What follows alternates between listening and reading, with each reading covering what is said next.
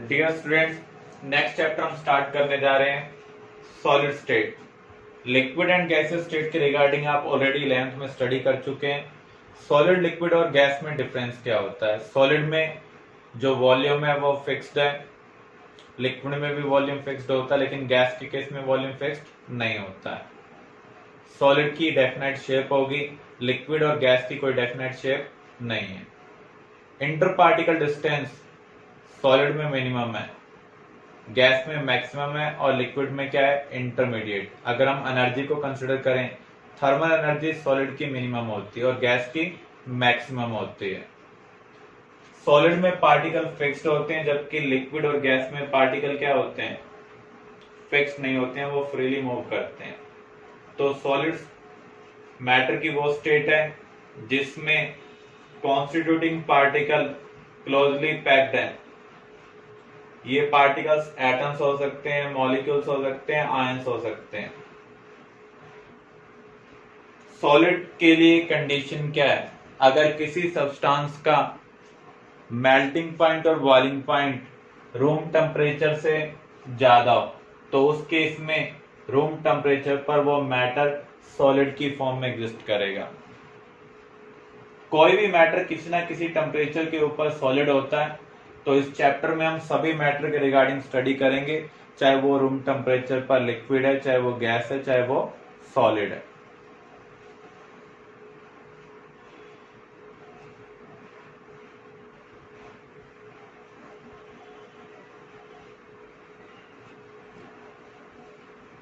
Classification of solid on the basis of arrangement of particles. Solid को हम दो category में डिवाइड करते हैं, क्रिस्टलाइन एंड अमॉर्फस। क्रिस्टलाइन का मीनिंग क्या है, जहां पर पार्टिकल एक फिक्स पैटर्न के अंदर अरेंज्ड हो। अगर किसी सॉलिड में कॉन्स्टिट्यूएंट्स पार्टिकल्स एक रेगुलर अरेंजमेंट में हो, फिक्स्ड अरेंजमेंट में हो, तो ऐसे सॉलिड को हम क्या कहेंगे, क्रिस्टलाइन सॉलिड। जैसे आपने ग्रेफाइट के रिगार्डिंग स्टडी किया हुआ है, ग्रेफाइट में एक कार्बन के साथ 3 कार्बन कनेक्टेड हैं, वो फर्दर 3 कार्बन के साथ कनेक्टेड हैं और हेक्सागोनल पैटर्न बना रहे हैं। कंप्लीट सॉलिड के अंदर कार्बन की अरेंजमेंट क्या है, हेक्सागोनल है। ऐसे डायमंड के अंदर एक कार्बन 4 कार्बन के साथ अटैच्ड है, टेट्राहेड्रल पैटर्न में। अगर किसी सॉलिड के अंदर pattern through out solid repeat होता है तो ऐसे सॉलिड को हम क्या कहेंगे, क्रिस्टलाइन सॉलिड्स। तो यहां पर आप देख सकते हैं ये हेक्सागन पैटर्न है ग्रेफाइट का। डायमंड के केस में टेट्राहेड्रल पैटर्न है थ्रू आउट द सॉलिड, तो इसलिए ये क्या है, क्रिस्टलाइन सॉलिड है। सोडियम क्लोराइड किसी भी आयनिक सॉलिड में केटाइन के अराउंड अनायन होता है। तो देखो यहाँ पर जो ग्रीन बॉल है वो क्लोराइड को रिप्रेजेंट कर रही है, जो ग्रे बॉल है वो सोडियम आयन को रिप्रेजेंट करती है।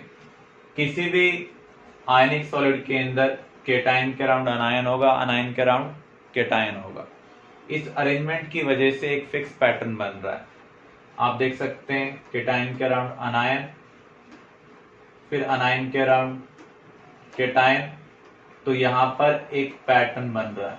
इस पैटर्न को अगर आप ध्यान से देखें, फर्स्ट लाइन और थर्ड लाइन का पैटर्न क्या है, सेम। मल्टीपल लाइंस कंबाइन होकर लेयर बनाती हैं।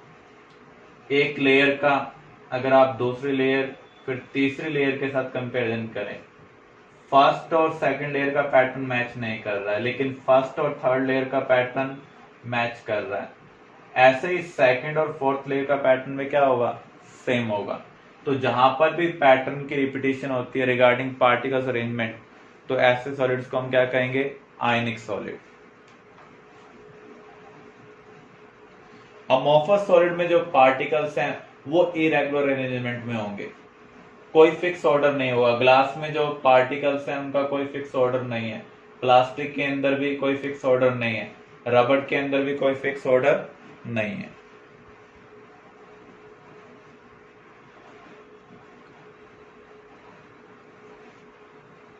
तो यहां पर आप देख सकते हैं ये क्रिस्टलाइन है, यहां पर pattern through out solid repeat हो रहा है। इस केस में पैटर्न फिक्स नहीं है, डिफरेंट पार्ट में पैटर्न क्या है, डिफरेंट। अमॉर्फस का मीनिंग क्या होता है, which is not in shape.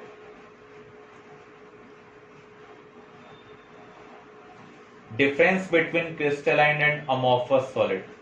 Crystalline solid के अंदर जो पार्टिकल्स होंगे वो एक रेगुलर अरेंजमेंट में होंगे, अमोर्फस में कोई रेगुलर अरेंजमेंट नहीं होगी। क्योंकि सभी पार्ट में अरेंजमेंट एक जैसी है, तो सभी पार्ट में अट्रैक्टिव फोर्स को ओवरकम करने के लिए हमें एक जैसी एनर्जी चाहिए जो एक पार्टिकुलर टेम्परेचर पर मिलेगी।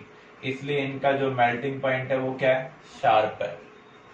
डिफरेंट पार्ट में डिफरेंट पैटर्न है, तो उसको ओवरकम करने के लिए हमें डिफरेंट अमाउंट ऑफ एनर्जी चाहिए जो आपको डिफरेंट टेम्परेचर पर मिलेगी। इसलिए इनका मेल्टिंग पॉइंट शार्प नहीं है, एक पार्टिकुलर टेम्परेचर रेंज में मेल्ट होते हैं। अगर आप रबड़ को मेल्ट करना स्टार्ट करेंगे तो उस केस में कुछ पार्ट पहले मेल्ट हो जाएगा, कुछ हाई टेम्परेचर पर जाकर मेल्ट होगा। तो यहां पर जो रेगुलरिटी है उसकी वजह से क्रिस्टल बनते हैं, यहाँ पर कोई रेगुलरिटी नहीं है इसलिए हमें अमोर्फस मिलेगा जिसका कोई पैटर्न नहीं होगा।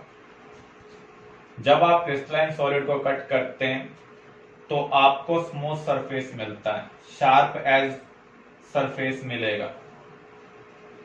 जबकि अमोर्फस को हम कट करेंगे तो आपको रफ सरफेस मिलेगा। अगर हम शार्प एज नाइफ से कट कर रहे हैं तो आपको स्मूथ सरफेस मिल रहा है, यहाँ पर रफ सरफेस मिल रहा है। अगर आप रबड़ को कट करें, वुड को कट करें, ग्लास को कट करें, उनका स्मूथ सरफेस आपको कभी भी नहीं मिलेगा। हम जो वुड यूज करते हैं या ग्लास यूज करते हैं वो स्मूथ होता है क्योंकि उसको पॉलिश किया होता है, बार बार रबिंग की होती है। सिंगल कटिंग में आपको रफ सरफेस मिलेगा। इनकी फिक्स्ड हीट ऑफ फ्यूजन होगी। हीट ऑफ फ्यूजन का मीनिंग क्या है, 1 मोल ऑफ सॉलिड को मेल्ट करने के लिए जो एनर्जी रिक्वायर्ड है। सभी पार्ट में अट्रैक्टिव फोर्स एक जैसे हैं, तो आप कहीं से भी पीस को लें, 1 मोल क्वांटिटी लें, उसको मेल्ट करने के लिए सेम अमाउंट ऑफ एनर्जी चाहिए।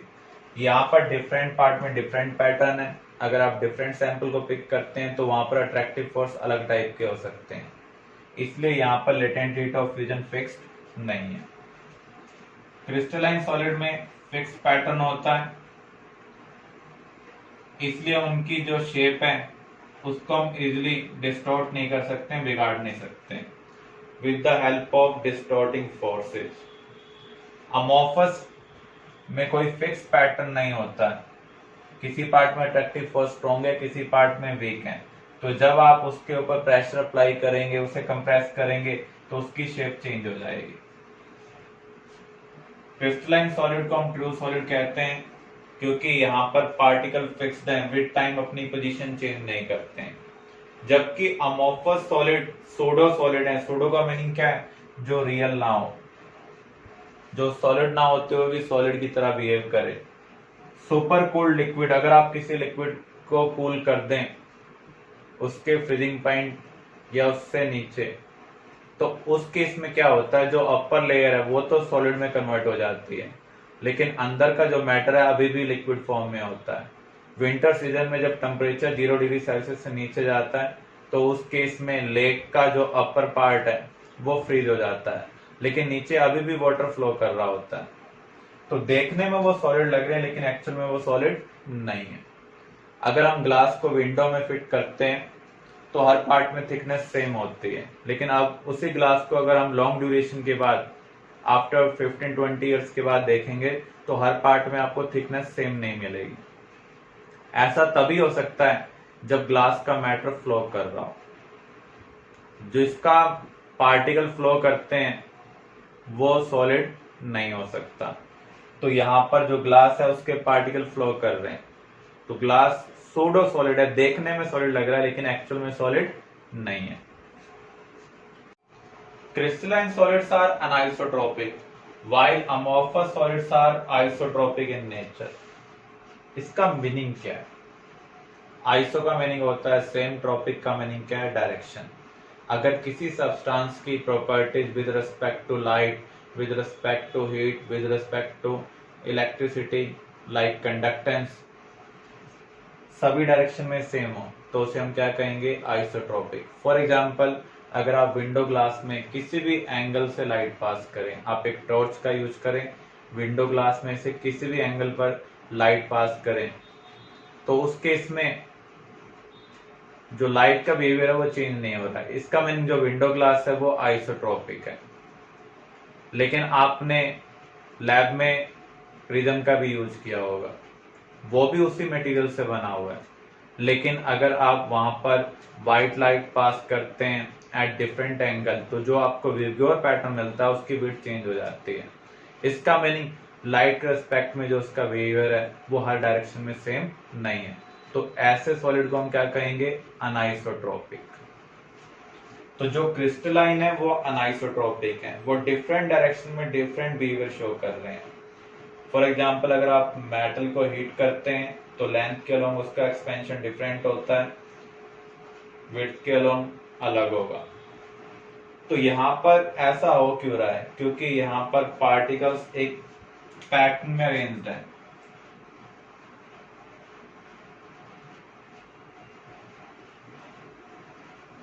जैसे यहाँ पर हम एक फिक्स पैटर्न बना देते हैं, यहां से हमने लाइट पास की, तीनों ये पार्टिकल एनकाउंटर हो रहे हैं।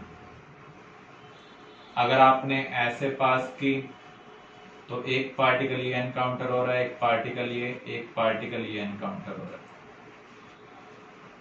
इधर पास कर रहे हैं तो एक पार्टिकल ये एनकाउंटर हुआ, एक पार्टिकल ये, एक पार्टिकल ये। आप देख रहे हैं डिफरेंट डायरेक्शन में डिफरेंट टाइप के पार्टिकल एनकाउंटर हो रहे हैं। यहाँ पर अलग टाइप के पार्टिकल हैं, यहाँ और यहाँ देखने में एक जैसे पार्टिकल लग रहे हैं, लेकिन यहाँ पर जो रेस्पेक्टिव डिस्टेंस है और यहाँ पर जो रेस्पेक्टिव डिस्टेंस है वो सेम नहीं है। तो इसलिए बिहेवियर भी डिफरेंट डायरेक्शन में क्या होगा, डिफरेंट होगा। जबकि अमोर्फस में किसी भी पार्ट में फिक्स पैटर्न नहीं होता, तो एवरेज बेस पर किसी भी डायरेक्शन में सेम टाइप के पार्टिकल मिलते हैं। इसलिए सभी डायरेक्शन में जो प्रॉपर्टीज हैं वो ऑलमोस्ट क्या होती हैं, सिमिलर। जबकि यहाँ पर अलग अलग डायरेक्शन में प्रॉपर्टीज क्या है, डिफरेंट है। Type of crystalline solid, atomic और मेटालिक सॉलिड। एटॉमिक और मेटालिक सॉलिड में जो कॉन्स्टिट्यूएंट्स पार्टिकल्स हैं वो क्या होंगे, एटम्स होंगे। अगर वो नॉन मेटल है तो उस केस में वहां पर जो फोर्सेज होंगे वो डिस्पर्शन होंगे। एटॉमिक फॉर्म में सिर्फ नोबल गैसेज होती हैं, और नोबल गैसेज में जो इंटर पार्टिकल फोर्स हैं वो कौन से हैं, डिस्पर्शन फोर्सेज। मेटल के भी कॉन्स्टेंट्स एटम्स हैं। मेटल मेटल के बीच में जो बॉन्ड होता है उसे हम क्या बोलते हैं, मेटालिक बॉन्ड। अगर हम फिजिकल बिहेवियर को कंसिडर करें, यहाँ पर अट्रैक्टिव फोर्स बहुत वीक है, इसलिए इनका मेल्टिंग पॉइंट लो है, पार्टिकल्स दूर दूर हैं, तो थर्मल और इलेक्ट्रिकल बिहेवियर भी क्या होगा, ओवर होगा। अट्रैक्टिव फोर्स वीक होने की वजह से ये सॉफ्ट है, रूम टेम्परेचर पर गैस की फॉर्म में एग्जिस्ट करते हैं। मेटल को अगर हम कंसिडर करें, जिनके मेटालिक बॉन्ड स्ट्रॉन्ग होंगे वो हार्ड होंगे, जिनके मेटालिक बॉन्ड वीक हैं वो क्या है, सॉफ्ट हैं। मेटालिक बॉन्ड की स्ट्रेंथ के बेस पर ही इनका मेल्टिंग पॉइंट भी डिफर करता है।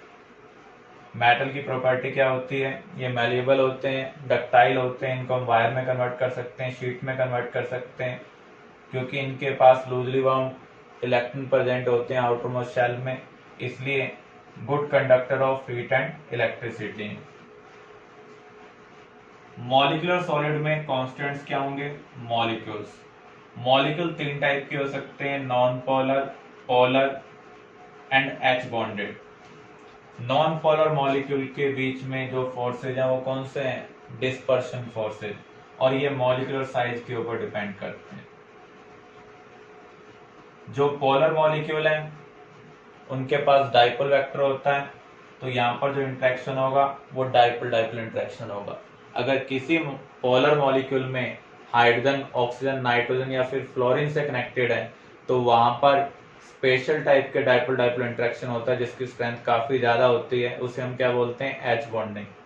तो ऐसे सॉलिड को हम एच बॉन्डेड सॉलिड भी बोल सकते हैं। रूम टेम्परेचर पर ये सब्सटेंस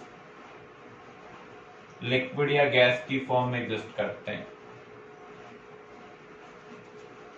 तो यहां पर अट्रैक्टिव फोर्स वीक है, इसलिए मोस्टली ये क्या है, सॉफ्ट है, और लिक्विड और गैस की फॉर्म में एग्जिस्ट कर रहे हैं।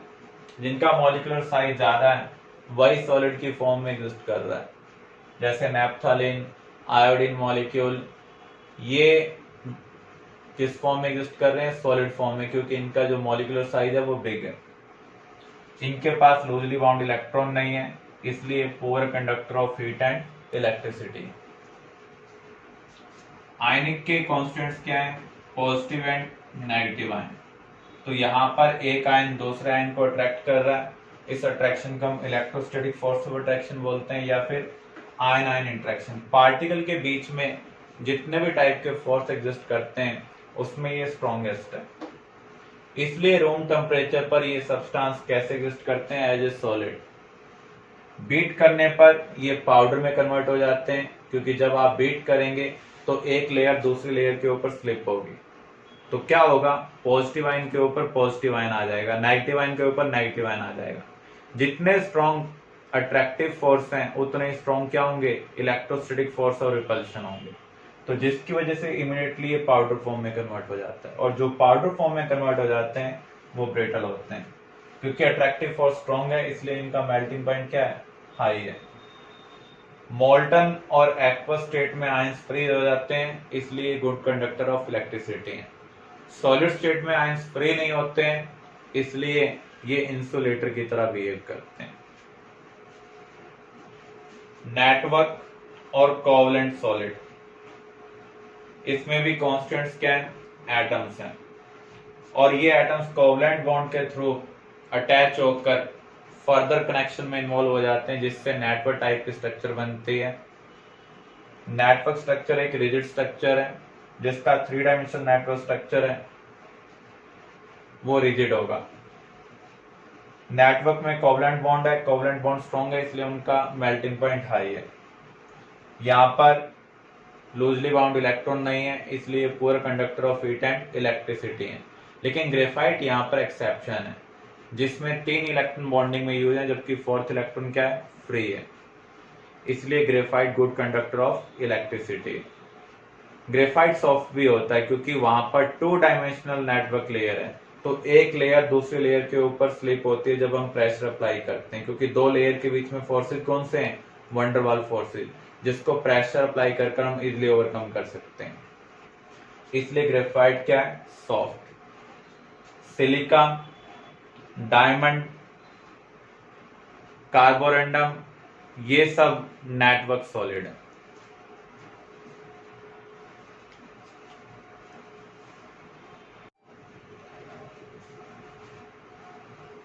ये क्वेश्चन आपको सॉल्व करने हैं, जो अभी तक हमने कवर किया उसके ऊपर बेस्ड है। जैसे थर्मल एनर्जी के रिगार्डिंग यहाँ पर पूछा गया है, तो सॉलिड की थर्मल एनर्जी क्या होती है, मिनिमम होती है। अगर किसी सॉलिड में फिक्स पैटर्न होता है तो ऐसे सॉलिड को हम क्या बोलते हैं, क्रिस्टलाइन सॉलिड। तो आपको ये खुद कंप्लीट करने। Crystal lattice, the arrangement of particles in 3 dimensional space is called crystal lattice. अगर आप किसी भी क्रिस्टलाइन सॉलिड के पार्टिकल्स को 3 डायमेंशनल स्पेस में इमेजिन करेंगे, उस 3 डायमेंशनल अरेंजमेंट को हम क्या कहेंगे, क्रिस्टल लैटिस। इसको हम फर्दर डिवाइड कर सकते हैं, जो स्मॉलेस्ट पार्ट मिलेगा, जो सिंपलेस्ट पार्ट मिलेगा, उसे हम क्या बोलते हैं, यूनिट सेल। तो यूनिट सेल क्या है, द स्मॉलेस्ट बिल्डिंग ब्लॉक और smallest repeating unit which when repeated in all the direction give crystal lattice। किसी भी यूनिट सेल को एक्सप्लेन करने के लिए, किसी भी 3 डायमेंशनल स्पेस को एक्सप्लेन करने के लिए हमें 6 पैरामीटर की रिक्वायरमेंट है।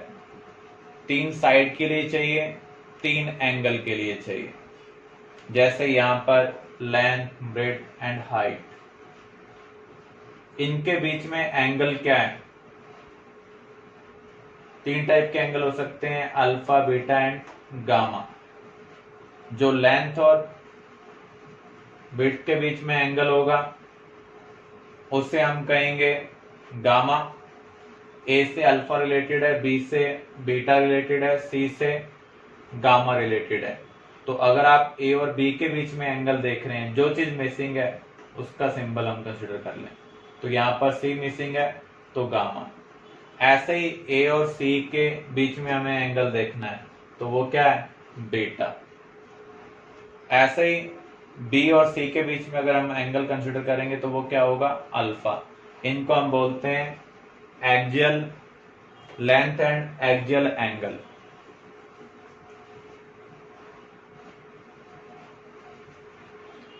यूनिट सेल एक दूसरे से जस्ट कनेक्टेड होती है, उनके बीच में कोई भी गैप नहीं होता। किसी भी क्रिस्टल की सभी यूनिट सेल आइडेंटिकल होती हैं। Type of unit cell, primitive and non primitive.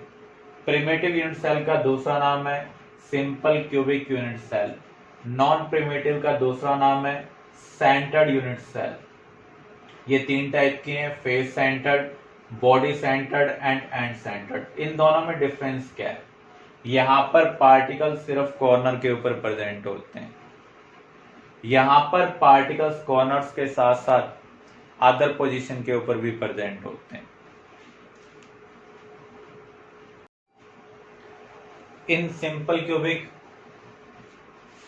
Particles present at corner. यहां पर हम थ्री डायमेंशनल स्पेस को क्यूबिक ले रहे हैं क्योंकि थ्री डायमेंशन में सबसे सिंपल केस क्या होगा, क्यूब होगा।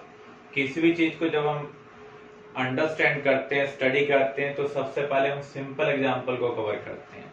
तो 3D में सबसे सिंपल शेप क्या है, क्यूब। तो यहां पर पार्टिकल्स कॉर्नर्स पर प्रेजेंट है। सिंपल क्यूबिक में जो कॉर्नर पार्टिकल्स हैं वो एक दूसरे को टच करते हैं। सिंप्लिसिटी के लिए यहाँ पर हमने इनको दूर दूर रखा हुआ, लेकिन एक्चुअल में पार्टिकल्स एक दूसरे को टच करते हैं। अगर कॉर्नर पार्टिकल एक दूसरे को टच कर रहे हैं और इसकी एज लेंथ ए है, तो एज लेंथ और रेडियस ऑफ पार्टिकल में क्या रिलेशनशिप होगी। अगर आप किसी पार्टिकल को कॉर्नर पर प्लेस कर रहे हैं तो उसका जो सेंटर है वो कॉर्नर पर लाई करना चाहिए। इसका मीनिंग ये दोनों पार्टिकल अगर एक दूसरे को टच कर रहे हैं तो इसका भी हम रेडियस लेंगे और इसका भी हम क्या लेंगे, रेडियस। तो एज लेंथ और रेडियस ऑफ पार्टिकल के बीच में क्या रिलेशनशिप है, A = 2r। यहाँ पर हमने रिप्रेजेंट भी किया हुआ है। ये कॉर्नर पार्टिकल इस कॉर्नर पार्टिकल को क्या कर रहा है, टच कर रहा है। पार्टिकल स्फेरिकल है तो ये रेडियस है और ये भी क्या है, रेडियस है। अब देखिए बॉडी सेंटर्ड क्यूबिक के अंदर पार्टिकल कॉर्नर्स के ऊपर भी प्रेजेंट है और बॉडी सेंटर के ऊपर भी प्रेजेंट है। तो यहाँ जो कॉर्नर पार्टिकल्स हैं वो एक दूसरे को टच नहीं करते हैं, वो किसको टच करते हैं, बॉडी सेंटर पार्टिकल को टच करते हैं। तो यहाँ एज लेंथ और रेडियस ऑफ पार्टिकल के बीच में क्या रिलेशनशिप होनी चाहिए। इसके लिए आपको ये ट्राइंगल सोल्व करनी पड़ेगी। मान लीजिए ये पॉइंट ए है, ये पॉइंट बी है और ये पॉइंट क्या है, सी। तो सबसे पहले हमें ए बी निकालना पड़ेगा। अगर आप ध्यान से देखें, ए बी क्या है, फेस डायगोनल है और ये राइट एंगल ट्राइंगल है। अगर आप इस पॉइंट को सी माने, ट्राइंगल ए बी सी जो है वो राइट एंगल ट्राइंगल है। तो यहां पर आप हाइपोटेन्यूस निकाल सकते हैं। अगर ये लेंथ ए है और ये भी लेंथ क्या है, ए, तो हाइपोटेन्यूस क्या होगा, √2a। तो ए बी यहां पर क्या है, √2a। BC यहां पर एज है जो ए के इक्वल होगा। फिर से आप यहां पर देख लें, ये भी क्या है, राइट एंगल ट्राइंगल है। ये हॉरिजॉन्टल लाइन है और ये वर्टिकल लाइन है, तो ये एंगल क्या होगा, 90 डिग्री। यहां पर भी हमें हाइपोटेन्यूस निकालना है। तो यहां पर जो AC होगा, अगर आप पाइथागोरस अप्लाई करते हैं, सॉल्व करेंगे तो आपको क्या मिल रहा है, √3a। आप सिंपली ये ध्यान रख सकते हैं, फेस डायगोनल की लेंथ √2a होती है। बॉडी डायगोनल की लेंथ क्या होती है, √3a। तो यहां पर corner particles body centre particle को टच कर रहे हैं, कॉर्नर पार्टिकल का आप रेडियस लेंगे, तो इन दोनों का हम क्या ले रहे हैं, रेडियस। जो लाइन के ऊपर लाई कर रहा है उसका हम क्या लेंगे, डायमीटर। तो यहां पर ये किसके इक्वल होना चाहिए, √3 के इक्वल होना चाहिए, √3a के इक्वल होना चाहिए। तो यहां पर आपको ध्यान रखना है बीसीसी के इस केस में √3a किसके इक्वल है, 4r के इक्वल है। सिंपल क्यूबिक में रेडियस और एल लेंथ में क्या रिलेशनशिप थी, a = 2r, जबकि बॉडी सेंटर्ड क्यूबिक के केस में corner particle body centre particle को टच करते हैं। तो यहां पर बॉडी डायगोनल की लेंथ a के टर्म में क्या है, √3a, रेडियस ऑफ पार्टिकल के टर्म में क्या है, 4r, दोनों को हमने इक्वेट कर दिया। एफसीसी में कॉर्नर पार्टिकल एक दूसरे को टच नहीं करते हैं, किसको टच करते हैं, फेस सेंटर को टच करते हैं। तो यहाँ पर 6 फेस हैं, तो 6 फेस के सेंटर पर पार्टिकल प्रेजेंट है, 8 कॉर्नर्स हैं, 8 कॉर्नर्स पर पार्टिकल प्रेजेंट है। आप इसको इस तरीके से कंसिडर कर सकते हैं, ये इस फेस पर प्रेजेंट है, ये इस फेस पर प्रेजेंट है, ये इस फेस पर प्रेजेंट है, ये बैक वाले फेस पर प्रेजेंट है, ये बॉटम वाले फेस पर प्रेजेंट है, ये वाला फ्रंट फेस पर प्रेजेंट है। तो यहां पर पार्टिकल कॉर्नर्स के ऊपर भी हैं और फेस सेंटर के ऊपर भी हैं। कॉर्नर पार्टिकल्स एक दूसरे को टच नहीं करते हैं, वो किसको टच करते हैं, फेस सेंटर पार्टिकल को टच करते हैं। इसका मीनिंग जो पार्टिकल्स हैं वो फेस डायगोनल पर एक दूसरे को टच कर रहे हैं, और फेस डायगोनल की लेंथ क्या है, √2a। कॉर्नर पार्टिकल का रेडियस लेंगे, इस पार्टिकल का डायमीटर लेंगे, तो ये डिस्टेंस r के टर्म में क्या होगा, 4r।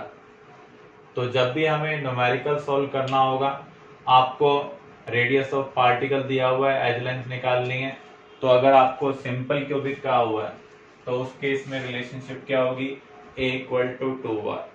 अगर आपको बीसीसी कहा हुआ है तो उस केस में रिलेशनशिप क्या होगी, √3a = 4r। अगर आपको एफसीसी कहा हुआ है तो उस केस में रिलेशनशिप क्या होगी, √2a = 4r। लैटिस पॉइंट कितने होंगे, लैटिस पॉइंट का मीनिंग क्या होता है, स्पेस में जितने भी पोजीशन पर पार्टिकल प्रेजेंट हो उन्हें हम लैटिस पॉइंट कहेंगे। सिंपल क्यूबिक में 8 पोजीशन के ऊपर पार्टिकल्स प्रेजेंट है, तो यहां पर लैटिस पॉइंट क्या है, 8। Contribution of particle in a unit cell, ये पूछा जा सकता है, जिसको हम जेड से रिप्रेजेंट करते हैं। आपको ध्यान रखना है जो कॉर्नर पार्टिकल है वो 8 यूनिट सेल का पार्ट होता है। इस कॉर्नर के साथ कितनी यूनिट सेल आ सकती हैं, एक बॉक्स ये हो गया, दूसरा बॉक्स इधर, तीसरा इधर, चौथा इधर, 4 ऊपर आ सकते हैं। तो कॉर्नर 8 रूम का पार्ट होता है, तो एक रूम में उसका कंट्रीब्यूशन कितना होगा, 1/8। तो आप ये कह सकते हैं एक यूनिट सेल एक रूम में। अगर इसके कॉर्नर पर कोई पार्टिकल प्रेजेंट है तो उस केस में वो 8 यूनिट सेल का पार्ट है, इसके लिए कंट्रीब्यूशन क्या होगा, 1/8। ऐसे कितने पार्टिकल्स हैं, 8। तो एक्चुअल कंट्रीब्यूशन क्या है, 1। एक्चुअल में यूनिट सेल के अंदर 1 पार्टिकल है, लेकिन कनेक्टेड कितने हैं, 8 पार्टिकल्स।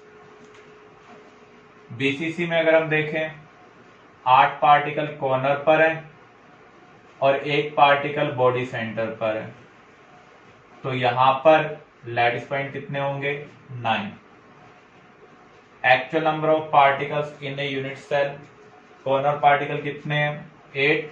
कॉर्नर पार्टिकल का कंट्रीब्यूशन क्या है, 1/8। Body centre particle unit cell के अंदर ही है, वो किसी और यूनिट सेल के साथ शेयर नहीं हो रहा है, तो उसका 100% कंट्रीब्यूशन इसी यूनिट सेल के लिए। तो यहां पर टोटल कंट्रीब्यूशन कितना आ रहा है, 2। तो बीसीसी के लिए जेड हम क्या पुट करेंगे, 2 पुट करेंगे। एफसीसी लैटिस पॉइंट कितने होंगे, 8 कॉर्नर पार्टिकल्स हैं, 6 फेस सेंटर पार्टिकल हैं, तो टोटल कितने हैं 14, तो लैटिस पॉइंट 14 है। कंट्रीब्यूशन हमें निकालना है, 8 पार्टिकल्स कॉर्नर्स पर है, कॉर्नर का कंट्रीब्यूशन कितना होता है 1/8। 6 पार्टिकल फेस सेंटर पर है, जो फेस पार्टिकल होगा एक फेस 2 यूनिट सेल के बीच में कॉमन होगा। इसका मीनिंग अगर कोई पार्टिकल फेस पर प्रेजेंट है तो आधा इस यूनिट सेल का पार्ट है, आधा इस यूनिट सेल का पार्ट है। या आप ये कह सकते हैं इस वॉल पर कोई पार्टिकल प्रेजेंट है तो हाफ पार्टिकल इस रूम में होगा, हाफ पार्टिकल अदर रूम में होगा। तो इस रूम में कंट्रीब्यूशन कितना है 1/2। तो यहां पर नेट कंट्रीब्यूशन कितना आ रहा है 4। तो एफसीसी के लिए जेड की वैल्यू क्या होगी 4 होगी। An element X form FCC lattice with edge length 400 picometer. Determine radius of X. तो यहाँ पर ये FCC लैटिस बना रहा है, तो इस प्रॉब्लम को हम कैसे सॉल्व करेंगे। We know that for FCC √2 equal to 4r। हमें निकालना क्या है यहाँ पर रेडियस, तो रेडियस क्या होगा √2a/4। √2 की वैल्यू क्या है 1.414। एज लेंथ आपको क्या दी हुई है 400 पिकोमीटर। इसको हम सॉल्व करते हैं तो आपको क्या मिल रहा है 141.4 पिकोमीटर। तो अब तक हमने सिंपल क्यूबिक, एफसीसी और बीसीसी यूनिट सेल के रिगार्डिंग स्टडी किया है। यहाँ पर आपको रिलेशनशिप पता होनी चाहिए एज लेंथ और रेडियस ऑफ पार्टिकल के बीच में। सिंपल क्यूबिक के लिए एज लेंथ किसके इक्वल है 2r के, एफसीसी में √2 इक्वल टू 4r, बीसीसी में बॉडी डायगोनल के अलोंग पार्टिकल एक दूसरे को टच करते हैं तो बॉडी डायगोनल की लेंथ क्या है √3a। अगर हम पार्टिकल्स के टर्म में वो डिस्टेंस देखते हैं तो वो 4r है, तो √3a इक्वल टू 4r ये बीसीसी के लिए एप्लीकेबल होगा। एंड सेंटर्ड यूनिट सेल क्या होती है, एंड सेंटर्ड के केस में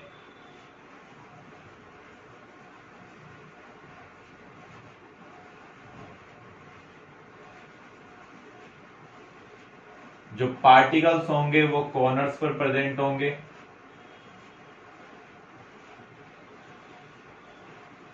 और साथ में 2 अपोजिट फेस सेंटर पर प्रेजेंट होंगे जो मैक्सिमम डिस्टेंस पर होंगे। इसका मीनिंग क्यूब में ये पैटर्न नहीं हो सकता। रेक्टेंगुलर बॉक्स के अंदर जो मैक्सिमम डिस्टेंस वाले फेस हैं उनके फेस सेंटर पर पार्टिकल प्रेजेंट हो तो ऐसे केस को हम बोलते हैं end centred cubic unit cell.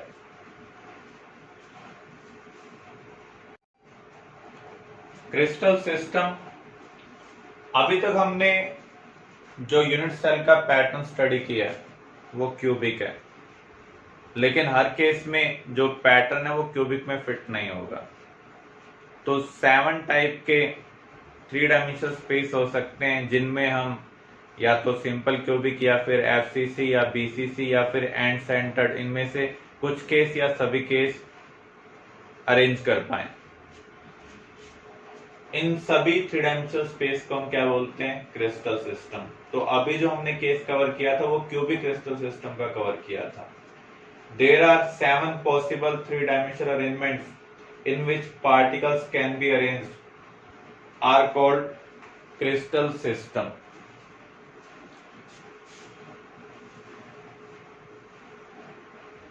किसी भी यूनिट सेल को डिस्क्राइब करने के लिए हमें 6 पैरामीटर चाहिए, 3 for length and 3 for angle. तो यहां पर ये 7 टाइप के 3 डायमेंशनल अरेंजमेंट हो सकते हैं जिनमें हम पार्टिकल्स को अरेंज कर सकते हैं। इसको हम कैसे याद करेंगे? CTOM-HRT, Chandigarh to Mohali via Haryana roadways transport. ये रिलेशनशिप हम कैसे याद कर सकते हैं? आपको ध्यान रखना है ए बी कौन सी पोजीशन पर इक्वल है और बी सी कौन सी पोजीशन पर इक्वल नहीं है।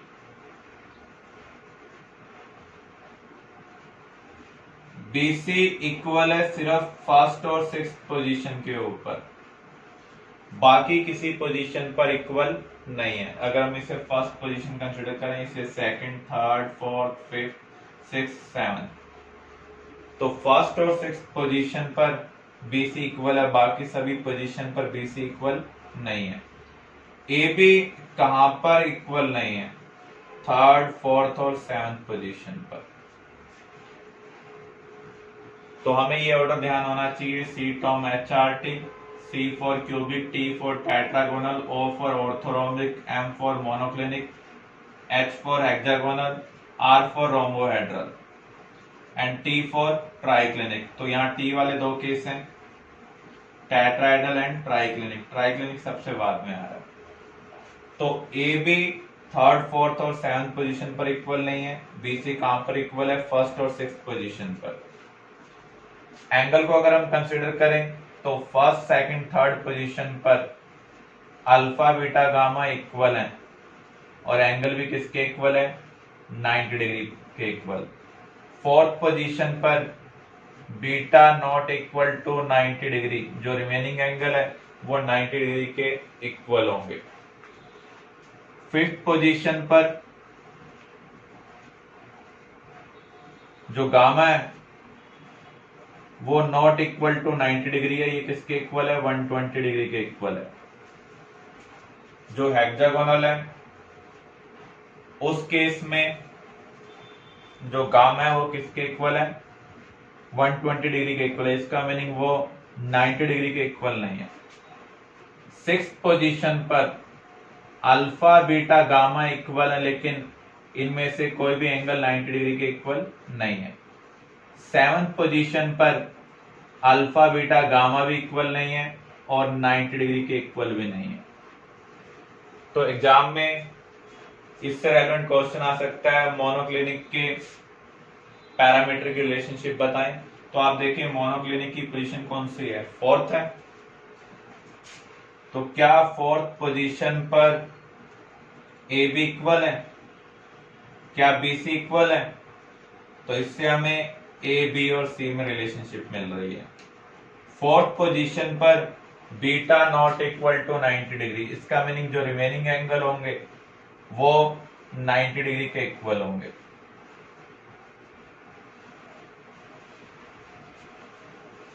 क्लियर है? जो हम मैच बॉक्स यूज करते हैं, अगर आप उसको एक यूनिट सेल एज्यूम करें तो उसका क्रिस्टल सिस्टम कैसा होगा? इनमें से कौन सा होगा? अगर आप मैच बॉक्स को ध्यान से देखें, सभी एंगल 90 डिग्री हैं। सभी एंगल क्या है? 90 डिग्री के इक्वल है, लेकिन लेंथ, ब्रेड्थ और हाइट एक दूसरे के इक्वल नहीं है।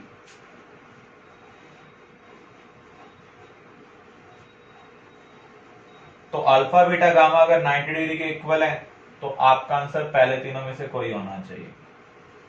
किस केस में AB इक्वल नहीं है? थर्ड पोजीशन पर इक्वल नहीं है। BC भी इक्वल नहीं है, कौन सी पोजीशन पर इक्वल नहीं है? थर्ड पोजीशन पर। इसलिए जो मैच बॉक्स है उसका जो क्रिस्टल सिस्टम है वो क्या है? ऑर्थोरोम्बिक।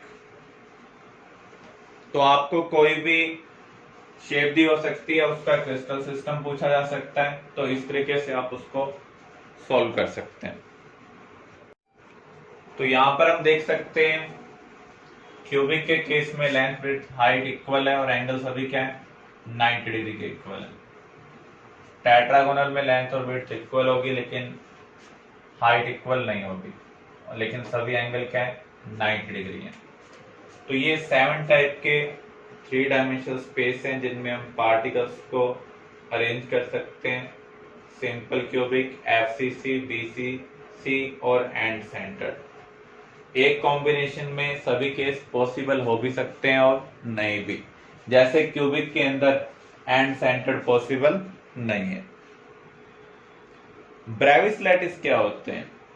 जो अभी हमने क्यूबिक यूनिट सेल पढ़े या फिर हम मोनोक्लिनिक कंसिडर करें, इन सब में अगर हम सभी टाइप के अरेंजमेंट करें, FCC, BCC, simple cubic and centred, कुछ कॉम्बिनेशन पॉसिबल होंगे, कुछ नहीं होंगे।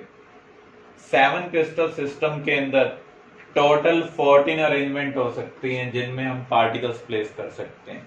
इन अरेंजमेंट्स को हम क्या बोलते हैं? Brevis lattice. तो क्रिस्टल सिस्टम कितने हैं? 7। ब्रेविस लैटिस कितने हैं? 14। तो यहां पर आप ये अरेंजमेंट देख सकते हैं, जैसे क्यूबिक के केस में सिंपल क्यूबिक पॉसिबल है, फेस सेंटर्ड पॉसिबल है, बॉडी सेंटर्ड पॉसिबल है। एंड सेंटर्ड यहां पर पॉसिबल नहीं है क्योंकि सभी अपोजिट फेस इक्वल डिस्टेंस पर है। मोनोक्लिनिक में सिंपल क्यूबिक और एंड सेंटर्ड पॉसिबल है, लेकिन ऑर्थोरोम्बिक में ये चारों केस पॉसिबल हैं, simple, and centred, body centred and face centred. तो एग्जाम में क्वेश्चन आ सकता है किस क्रिस्टल सिस्टम के अंदर सभी टाइप की लैटिस अरेंजमेंट पॉसिबल होंगी, तो वो क्या होगा? ऑर्थोरोम्बिक। तो यहां पर आप देख सकते हैं ये टोटल 14 अरेंजमेंट्स है जिसमें हम पार्टिकल्स को अरेंज कर सकते हैं। इन्हें हम क्या बोलते हैं? Brevis lattice. In a unit cell, particles A present at corner while particles B at face center determine formula of substance. आपने पढ़ा था यूनिट सेल क्या है? स्मॉलेस्ट बिल्डिंग ब्लॉक है। आप सॉलिड का कितना ही बड़ा पीस क्यों ना ले लें, यही pattern through out the solid क्या हो रहा है? रिपीट हो रहा है। एक यूनिट सेल के अंदर पार्टिकल का जो रेशियो होगा पूरे सब्सटेंस के अंदर वही रेशियो होगा। अगर हम यहाँ पर सिंपलेस्ट रेशियो निकाल पाए तो हमें सब्सटेंस का सिंपल रेशियो मिल जाएगा। तो सिंपलेस्ट रेशियो के अकॉर्डिंग जो सब्सटेंस का फार्मूला होता है उसे हम क्या बोलते हैं?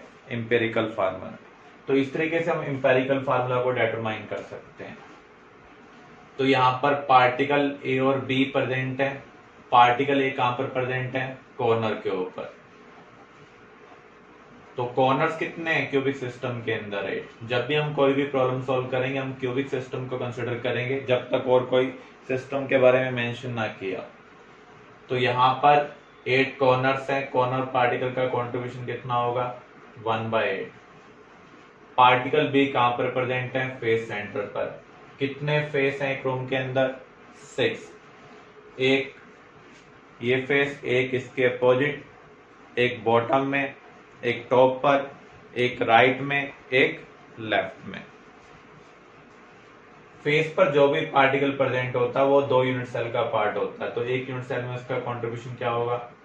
1/2। तो इसे हम सिंप्लीफाई करते हैं तो आपको क्या मिल रहा है? 1:3। इसके अकॉर्डिंग जो सब्सटेंस का फार्मूला है वो क्या होगा? AB3।